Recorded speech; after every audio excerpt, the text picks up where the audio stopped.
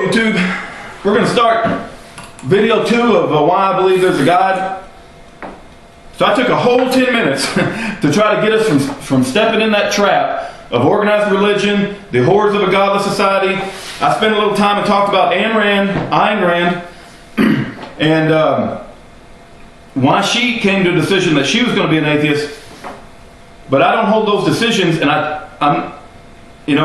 there's no reason why we should hold Ayn Rand up as being infallible, for those of you who admire Ayn Rand like I do.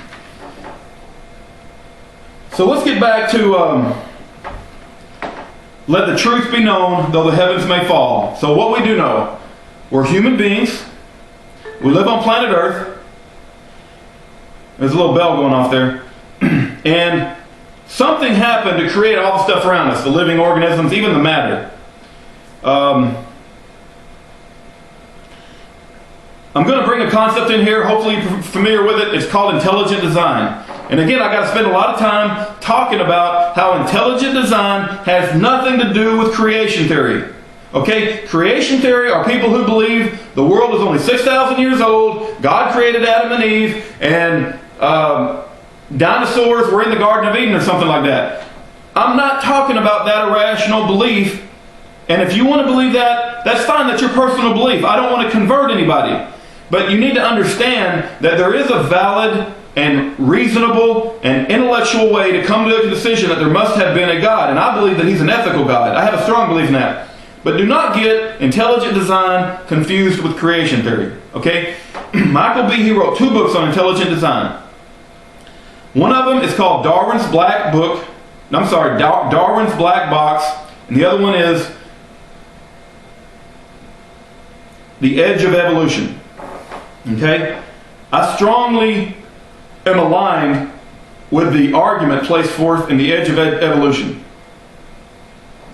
Let's let our imagination go back a little bit. And I'm going to, this isn't the main reason I'm doing these videos. I want to talk about social and political issues. But it's important that we share with each other what our views are as far as God, because I think it's such a basic view that if you think somebody has irrational beliefs, you're liable to be turned off on them. So I'm going to try to explain what my views are. And I'm going to ramble a little bit, and you're just going to have to bear with me. But let's push our mind back. We have heard scientifically that the Earth is about 4.5 billion years old. And we can imagine, I think there's 117 elements in the periodic table of the elements. So you got these inert materials, they're non-living, and they're bouncing around on the planet. You've got all these inert materials doing what inert materials do. You got gases being formed, liquids being formed, there's heat rising up from the center of the Earth, there's clouds and atmospheric things going on. And all of a sudden, at some specific time in this 4.5 billion year history, we're to believe that inert materials came together by chance, by pure chance, absolute pure chance, came together in such a fashion that they started to replicate. They didn't just come together and start the first living organism, but they came together, not only started the first living organism, they started to replicate. They started to reproduce right off the bat. That the amount of faith required to believe that is incredible, I would ask you to consider. Man cannot produce that feat in any lab, and even if he could, that doesn't prove anything. The saying that I like about the situation I just described is that, do you believe a tornado could blow through a junkyard and create a working 747 jet? Do you believe that can happen? Because that's about what it would take to have all the inert materials come together and in just the right fashion create the first living replicating organism. And oh, by the way, we got the pH factor of water, we got lightning, we got cold, we got heat, we got wind, we got all the harsh situation of nature going on all around the Earth. And this first living organism doesn't, is it going to develop an immune system right off the bat? Is it going to develop some sort of way to have a defense against all of these elements and the pH level of water changing and the saltiness of water and the non-saltiness of water and all the stuff that could easily kill it? It's going to survive through that just by chance? Is that what you're telling me? Just by chance, we're going to get the first replicating organism without any defense mechanism? It's going to survive all the harsh conditions of the planet, and it's going to start replicating and replicating and replicating, and then you're going to have, it has to be, have you seen the DNA molecule, how complicated that is? Have you looked at the double helix and all the genetic structures? Have you seen how complicated that is at its very basic core? Let me go back and talk about Darwin, right? Darwin's the guy who started this whole thing off, and I could go into how Hitler's favorite person was Darwin, and in Mein Kampf, Hitler loved Darwin's ideas and survival of the fittest. I could go. That's not the purpose of the video, right? I'd be falling into my own trap. I'd be falling into a trap of using what other people have done to further my own views, and I'm not going to do that.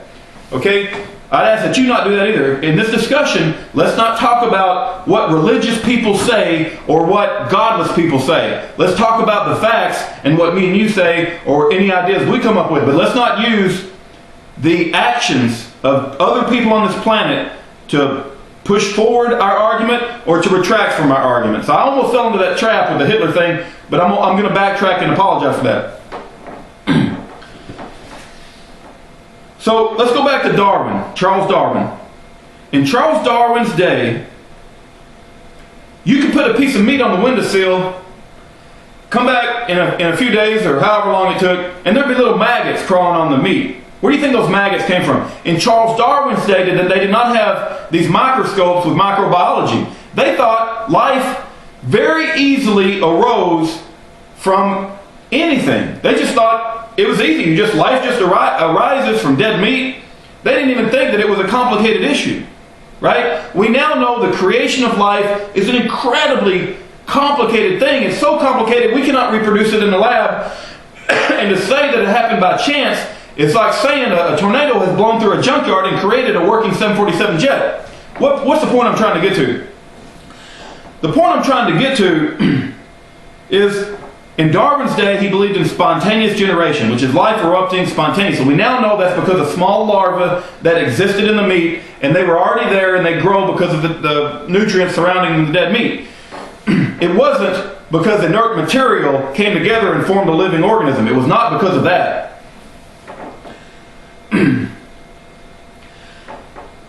So what we know today in modern times is microbiology. And when you look at the smallest living structures of living things, they're very complicated. Take a look, go to Google and go to images and type in bacterial flagellum. Okay? That's an example of a very complicated microscopic organism. Do you think that these very small things, microscopic in nature, came about even the DNA structure, the RNA structure, all of this stuff, it's not something that comes about by inert materials randomly bouncing up against one another. The point Michael Behe makes in his book on intelligent design, he's got two of them, and The Edge of Evolution is by far the best one. That's the second one. The Darwin's Black Box is another good one. And I've read The God Delusion by Dawkins, and he spent so much time slamming religion, he fell into the trap too. The only thing I got out of the God religion is my disgust for Richard Dawkins and the fact that he says when we have children of religious parents, for instance, if we have a Christian mother and a Christian dad and they have a child, we should not call that a Christian child. We should say that's a child of a Christian parents. I agree with him on that point. More than likely the child is going to grow up to be Christian because his parents were Christian, right? But it's not proper because he has not reached the age to make a decision of whether he wants to be a Christian, a Muslim, a Jewish person, Mormon, whatever the case may be. So I'm going to ramble. This is probably going to be several videos, but I'm going to get my point across, and I'm going to get it out of the way so we can talk about more important issues going on in America. But Richard Dawkins is disgusting. He gets up in front of adoring college fans and he says there is no God and religion is the root of all evil. And he picks out the hypocritical religious leaders to further his case. Right? He falls into that trap. Let's not fall into that trap. Wow, 10 minutes go by so fast. I'm going to stop again. I'm going to start part 3.